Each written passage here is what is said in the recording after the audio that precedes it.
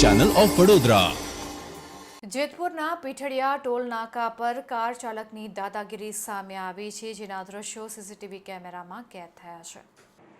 પોલીસની પ્લેટ રાખેલી કારમાંથી 4 થી 5 ઈસમોની દાદાગીરી સામે આવી છે, જેમાં કાર ચાલકે જાહેરમાં ટોલના કર્મચારીને માર માર્યો હોવાનું જાણવા મળ્યું છે।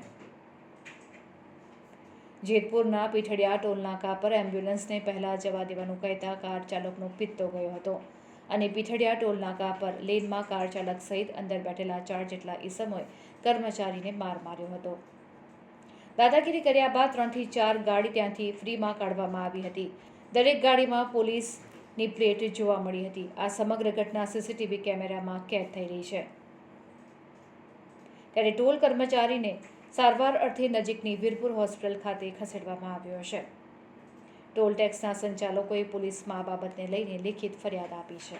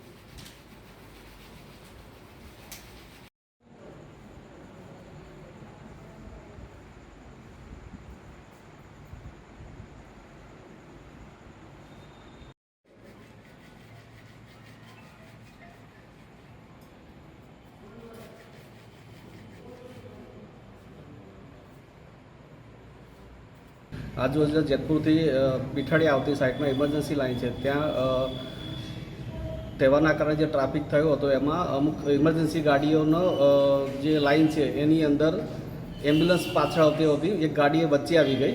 છોકરાએ એને સાઈડમાં લેવાનું કહેતા એની અંદરથી અમુક શખ્સો ઉતરી ગયા હતા નીચે અને છોકરાને મારવા લાગ્યા હતા. છોકરાએ એને ઘણું સમજાવ્યું પણ એ 2 થી 3 જણા એમાંથી ગાડીમાંથી ઉતરી અને છોકરાને સાઈડમાં લઈ જાય અને કેમેરામાં દેખાય એ રીતે પણ એની સાથે માર મારેલ છે એમને.